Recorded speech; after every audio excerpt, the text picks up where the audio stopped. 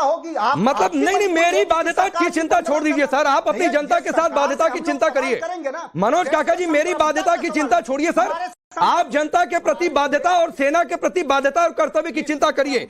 सेना ने कहा है, भारतीय सेना के डीजीएमओ ने कहा कि ऑपरेशन सिंदूर के तुरंत बाद पाकिस्तान से संपर्क का प्रयास किया गया, हॉटलाइन पर टेरर कैंप पर स्ट्राइक के बारे में बताया गया, पाकिस्तानी डीजीएमओ को जानकारी दी गई। टेरर कैंप पर स्ट्राइक से पहले पाकिस्तान से कोई बातचीत नहीं हुई, तो आपको सेना पर भरोसा नहीं है? मुझे पूरा सेना पर भरोसा है। सेना पर भरोसा उन जैसे लोगों को एक सवाल करने की हिम्मत करो ना। थोड़ा सर मेरे हिम्मत की चिंता मत करिए काका जी सर, मैं कह रहा हूं मेरे हिम्मत की चिंता बार बार करते हैं सर, मत करिए प्लीज।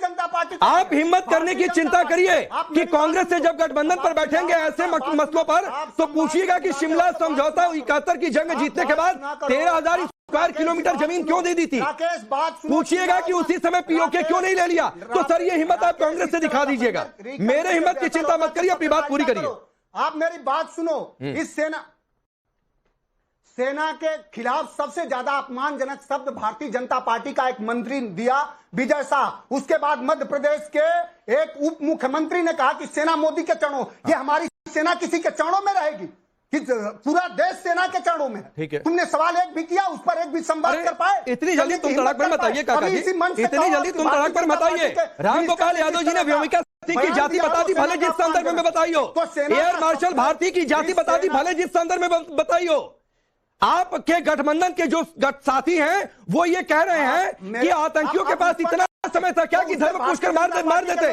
सिद्धारमैया कह रहे हैं युद्ध नहीं चाहिए। तो सर ये पॉलिटिकल करेज की बात मत करिए। नहीं, मुझे पता है, मैं चिल्ला नहीं रहा हूं, मुझे पता है आपको मेरे सवाल चुप गए मनोज काका जी, मुझे पता है आपको मेरे सवाल चुप गए।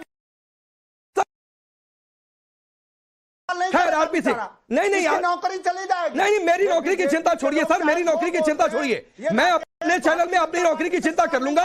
आप जनता के बीच अपनी जो राजनीतिक नौकरी कर रहे हैं उसकी चिंता करिए मनोज काका जी, मेरी नौकरी की चिंता मत करिए सर। ये आपका पॉलिटिकल एजेंडा है, अपने तक सीमित रखिए, मेरे तक मत लेकर आइए। खैर आरपी सिंह ठीक है सर, मेरे हिम्मत की चिंता मत करिए काका जी सर प्लीज। आरपी सिंह, जो मनोज काका जी कह रहे हैं, आप रुक जाइए मनोज काका जी, रुकिए। मनोज काका जी कह रहे हैं अगर विदेश मंत्री जयशंकर के बयान पर इतना बवाल मचा तो क्या उन्हें सामने आकर इसको और क्लैरिफाई नहीं करना चाहिए था, बावजूद इसके कि सैन्य बलों के स्टेटमेंट में बहुत क्लैरिटी थी? सैन्य बलों ने नहीं, एमईए ने भी दी क्लैरिटी उस पर, और बड़ी स्पष्टता से कहा कि हमने आतंकी अड्डों पर हमले के बाद उनको जानकारी दी और कहा कि हमने हमले कर दिए हैं और अगर आप रिस्ट्रेन रखोगे तो हम आगे इसका जवाब नहीं देंगे आपको, अगर आप रिस्ट्रेन रखोगे।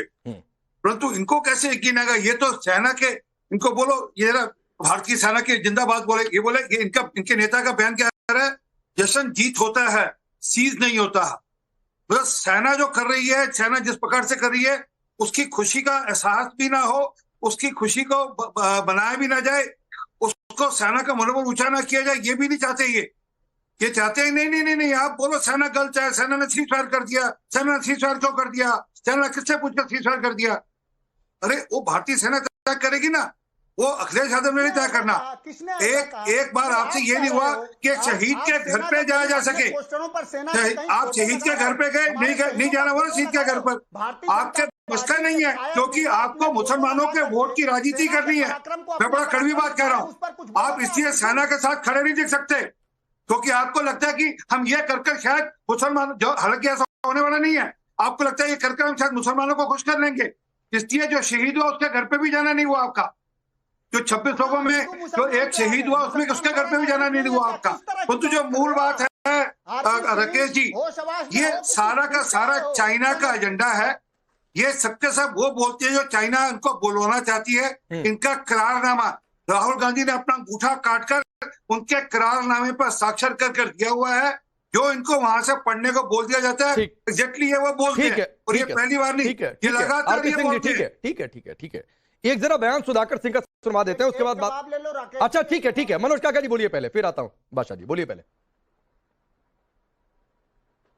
नहीं, मैं ये कह रहा हूं कि आप पूछो कि चाइना के राष्ट्रपति को झूला कौन झुला रहा था, जरा पूछो। डोकलाम में क्या हुआ किसका हमारा प्रवक्ता ने कहा जा करके यूएन में कि चाइना काउंटी बना रहा है और प्रधानमंत्री ये कह रहा है कि और, कोई घुसा है ना पाकिस्तान के जो आर्मी के जनरल किसका वीडियो चलाते हैं और राहुल गांधी अखिलेश यादव और खड़गे साहब के वीडियो चलाते हैं वहां पर कोर्ट करते हैं वो राहुल गांधी को। और राहुल गांधी को यही नहीं, राहुल गांधी को यूएन के अंदर कोर्ट किया इमरान खान ने। इमरान खान ने यूएन के अंदर कोर्ट किया कि भारत का विपक्ष का नेता ये कह रहा है कि वहां पर तत्व गलत हो गया और जाकर चाइना और जाकर यूएन में कोर्ट किया। अपमान किया उस मध्य प्रदेश के। मैं निंदा करता हूं, मैं निंदा करता हूं, पर आप रामगोपाल यादव जी की निंदा करिए ना यार। बगैर वो सेना को जाति में बांटने की कोशिश कर रहे हैं, हिम्मत करिए ना। एक बार आप बोलिए ना, एक बार रामगोपाल यादव जी की निंदा करिए, बोलिए रामगोपाल यादव जी ने कहा गलत का, बोलिए ना एक बार। क्यों झूले झुला रहा था चाइना के राष्ट्र? अरे मैं जो पूछ रहा हूँ बोलो ना, रामगोपाल यादव ने जो कहा गलत का, बोलो, हिम्मत करो। आप ये सवाल मैं कह रहा हूँ मेरे नेताओं ने जो बयान दिया गलत दिया, उसकी मैं बसना करता हूँ, निंदा करता हूँ। आपकी हिम्मत है, नहीं बोलोगे, क्योंकि आप देश की सेना को जाति में धर्म में बांट कर देखते हो। हम लोग लगातार बोलते हिम्मत अगर कहीं गिरवी रामगोपाल यादव ने जो कहा वो गलत है। आप बोलो एक बार, आप बोलो, मैं उसकी निंदा करता हूँ। गिरवी नहीं रखी। आप बोलो एक बार कि रामगोपाल यादव जी ने जो कहा है मैं उसकी निंदा करता हूँ, बोलिए एक बार। मुंह में दही जम गया ना, मुंह में दही जम गया। जो कहा वो सच कहा कि दलित समाज की हमारी बेटी के पराक्रम पर हमको गर्व है। उन्होंने पांडे जी, ये देश की सेना को जातियों में बांटना चाहते हैं। ये देश को तो बांटते हैं, देश की सेना को भी जातियों में बांटना चाहते हैं। इनको आने वाले दिनों में देश की जनता मुंह पर तमाचा मारकर जवाब देगी इनको। ठीक है, आप मध्य प्रदेश के मिनिस्टर, मैं आगे बढ़ता हूँ। मध्य प्रदेश के जिन दो मंत्रियों की आप बातचीत कर रहे हैं, मध्य प्रदेश के जिन दो मंत्रियों की आप बातचीत कर रहे हैं, मनोज काका जी, आरपी सिंह ने यहां पर भी उनकी निंदा की है और बार बार बीजेपी के प्रवक्ता कह रहे हैं कि कार्रवाई होगी, लेकिन कब कार्रवाई होगी ये भी देखने की बात है। लेकिन जरा सुधाकर सिंह का बयान सुनवाइए, फिर मैं बादशाह जी के पास जाता हूं। जरा सुनिए बादशाह जी, आप भी सुधाकर सिंह के इस स्टेटमेंट को।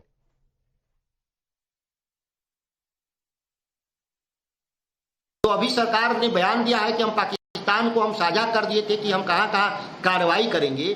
तो आप तो इसका मतलब वहां के पाकिस्तान में बैठे हुए आतंकवादी को पूर्व सूचना पहुंचा ही चुके थे कि वहां से भाग जाओ, हम कार्रवाई करेंगे।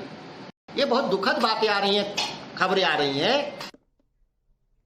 बादशाह जी, आपको एक मिनट देता हूं, साबित कर दीजिए सर, कहां बताया, किसने बताया, कैसे बताया? सर मुझे आप सबसे बाद में टाइम दिया आपने, मेरी 2 मिनट बात सुन लीजिए आप।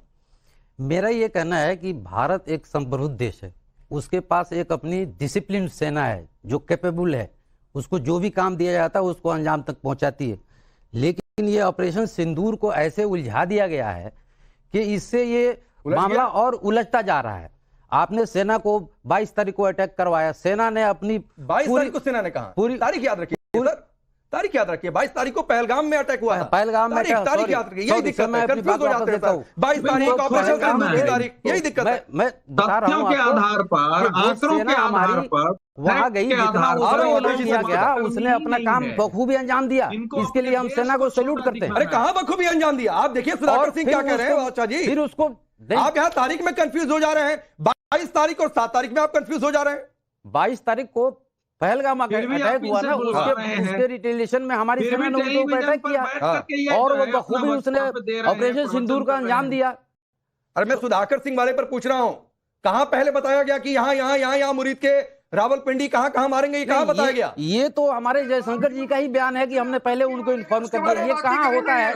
आप जिसके ऊपर अटैक कर रहे हो उसको पहले ही बता दो कि हम तुम्हारे ऊपर अटैक करने जा रहे हैं। भाई जो मकसद था हमारा, पहले दिन से क्लियर है, मकसद था उस टेररिज्म को लेने के लिए। आप तो ये तो पहले दिन से क्लियर है उदय जी, ये तो पहले दिन से क्लियर है। जो कर्नल शैलेंद्र सर ने शुरुआत में कहा कि ये तो 22 तारीख को अटैक हुआ, उस दिन से निश्चित था कि ठोकेंगे, बस ये तो पहले दिन से क्लियर था। अवधेश जी देखिए, मैं जरा अपनी बात फिनिश कर लूं पहले। अच्छा 30 सेकंड दीजिए। हाँ 30 सेकंड में आप मेरी बात सुन लीजिए। ये जो फर्जी राष्ट्रवाद के चक्कर में सेना को आगे ला रहे हैं, तिरंगा आगे ला रहे हैं, यही बीजेपी के लोग उसके पीछे ये छुप नहीं सकते। अब सुधाकर ये सिंह पर देश सर आप को बोल नहीं पा जवाब रहे हैं। देना पड़ेगा। अब बादशाह आलम सुधाकर सिंह पर आप बोल नहीं पा रहे हैं और यहाँ पर भाई, राष्ट्रवाद आप का प्रचार आप मध्य लेके चले आ रहे प्रदेश हैं। का डिप्टी नहीं चीफ तो नहीं, मिनिस्टर ठीक है कह ना रहा है सर। कि पहले सेना यहाँ तो मोदी जी सुधाकर के सिंह पर कदमों बोल रहे थे, झुकी हुई सुधाकर है। सिंह का कहिए तो पुराना ये सेना- स्टेटमेंट भी आपको हमारी सुना दूं। सेना ऐसे कि उसकी बीजेपी की सेना है, ये भारत की सेना है। आप कहते रहिए सर मुझसे, ये भारत की सेना है। और अवधेश जी, इसमें सेना का अपमान अवधेश कर रहा है, सब सेना अवधेश के जी, साथ ये शब्दों में कंफ्यूजन और पाकिस्तान के चैनलों में हेडलाइन। नहीं, देखिए, शब्दों में कोई कंफ्यूजन नहीं है। अगर आपको पहलगाम आतंकवादी हमले के बाद जो लोग सरकार ने बैठक बुलाई थी गए होंगे, और मुझे बहुत तकलीफ है। कांग्रेस देश में सबसे लंबे समय तक शासन करने वाली पार्टी है। राहुल गांधी जी का, मल्लिकार्जुन खड़गे जी का, उन लोगों का अगर चेहरा देखिए एक बार, आप दिखा दीजिए कि देश में तो उत्साह की लहर थी, लेकिन विपक्ष की पार्टियों को लग रहा था पता नहीं क्या हो गया, वो देश का काम नहीं, वो मोदी और बीजेपी का काम हो गया था। देखिए, 1:05 के रात से लेके 1:30 पर 9 स्थानों पर 24 मिसाइल से दागे गए। पहली बात तो है कि उसमें एयरप्लेन से बम नहीं मारा गया कि हमारे प्लेन को पाकिस्तान ने मार दिया। अगर राहुल गांधी जी को, हमारे देश के विपक्ष के नेताओं को इतने भर जानकारी नहीं है तो आप क्या उत्तर देंगे? सेकेंड, भारत एक बहादुर देश है।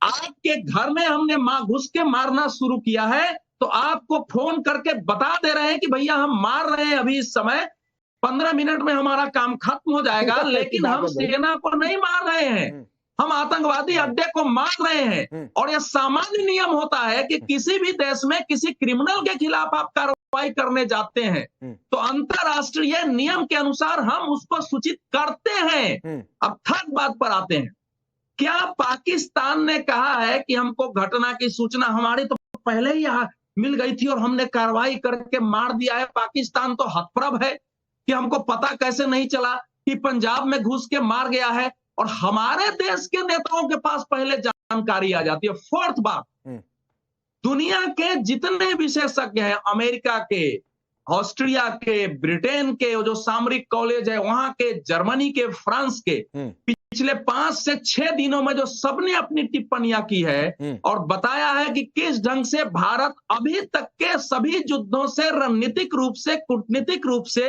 पाकिस्तान पर हावी रहा है। बल्कि अमेरिका के जो माइकल रूबियो है, जो पेंटागन के अधिकारी रहे, जाने माने स्ट्रेटेजिक अफेयर्स एनालिस्ट है, उन्होंने जो पंक्ति इस्तेमाल की है कि जब पाकिस्तान कुत्ते की तरह दूम दबाकर भागा कि हमको बचाइए, ये है शब्द सारे अखबार की हेडलाइंस है। तो मैं ये कह रहा हूं, देखिए, अरे भाई बीच में नहीं, बीच में राकेश पांडे के बीच में मैं नहीं सुनना चाहता हूं। राहुल लाल जी 30 सेकंड और दे दीजिए, फिर आ रहा हूं आपके पास। 30 सेकंड और दे दीजिए। मैं बीच में बोलता नहीं हूं, मैं जो बोल रहा हूं फैक्ट्स बोल रहा हूं। देखिए, मैं बराबर इस शब्द का प्रयोग कर रहा हूं कि हमारे देश में ऐसे लोग हैं जो अपने पितरों के, पूर्वजों के नाम को चरितार्थ करने के लिए अपने देश, अपनी सेना के विरुद्ध, अपने देश के इस ऐतिहासिक युगांतकारी पराक्रम को नेस्त नाबूद करने के लिए सब कुछ करने को तैयार है। हम उस पर बैठ के बहस कर रहे हैं। भारत मारने जाएगा और पहले से कहेगा कि आओ हमको मारो, तुमको मारने जा रहे हैं, और इस पर हमको डिबेट करना। अब राहुल लाल जी जो बातें सामने हैं और जिस तरह पाकिस्तान इसको इस्तेमाल कर रहा है, तो बीजेपी का आरोप तो फिर सही लगता है कि भाई नैरेटिव चला रहे हैं, उसका क्या दिक्कत है, चलाते रहिए, उसका इस्तेमाल करेगा वो। राकेश जी, सबसे पहले चीज तो यह है कि इस समय जो अभी अवधेश जी ने तमाम चीजें रखे हैं और बिल्कुल फैक्ट के नाम पर रखे हैं, यही है प्रोपेगेंडा। फैक्ट के नाम पे देशवासियों को झूठ परोसना। भारतीय जनता पार्टी और उनका पूरा इकोसिस्टम इसमें देश में झूठ परोसने के काम में लगा हुआ है। मैं बता दे रहा हूँ झूठ। अच्छा, ये बता दीजिए, पाकिस्तान डर कर दुम दबाकर भागा, ये झूठ है? नहीं, ये झूठ नहीं है, ये झूठ है। लेकिन उसका सुन तो लीजिए, मैंने सुन लीजिए। अरे भाई, उन्होंने तो ये भी चीज लिखा ट्रंप ने कि भाई मध्यस्थता उन्होंने की। अरे ट्रंप ने ये भी कहा कि मैंने मीडिएट नहीं किया। ट्रंप ने 4 बार 4 तरीके के बयान दिए। आप एक बयान पकड़कर बैठ जाइए, ये आपकी चॉइस हो सकती है। और मैं ट्रंप के बयान पर डिबेट नहीं कर रहा हूँ राहुल लाल जी, मैं ट्रंप के बयान पर डिबेट नहीं कर रहा हूँ। आपने कोट करना था कर दिया, मैं सिर्फ ये कह रहा हूँ कि ये आपको भी सुन रहा हूँ, बस क्लैरिफाई कर रहा था कि ट्रंप के बयान पर डिबेट नहीं कर रहा हूँ।